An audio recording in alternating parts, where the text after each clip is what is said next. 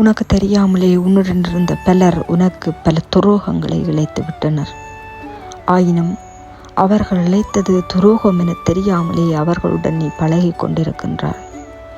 அதனால் தான் நான் அவர்களை கொஞ்ச காலத்திற்கு உன்னிடமிருந்து விலக்கி வைத்துள்ளேன். ஆயினும் நீ அதை எண்ணி எண்ணி மன வருத்தத்துடன் உன்னுடைய வாழ்க்கையை நகர்த்த அச்சப்படுகிறாய்.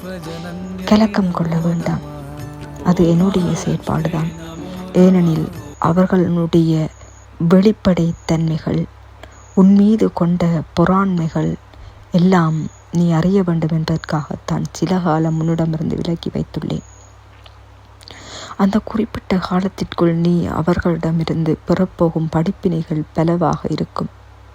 அதிலிருந்து நீ திருத்தி கொண்டு உன் வழியில் நேராக பயணிப்பாய் என்பதற்காகத்தான் அவர்களை உன்னிடமிருந்து விலக்கி வைத்திருக்கின்றேன். நீ நினைப்பாய் அவர்கள் நல்லவர்கள் எனவும், நீ நினைப்பாய் அவர்கள் நல்லவர்கள் என்றும், அவர்கள் ஏன் என்னிடமிருந்து விலகி இருக்கிறார்கள் எனவும், நான் என்ன தவறு செய்தேன் எனவும் கலக்கம் கொள்கிறாய் அல்லவா?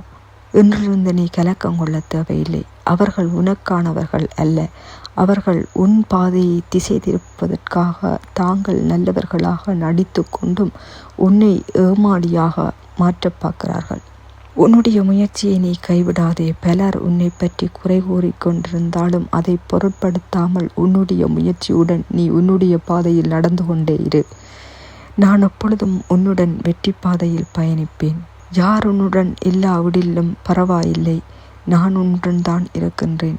நீ கலக்கம் கொள்ளாது முன்னோரிச் செல், எல்லாம் நல்லதாக நடக்கும்.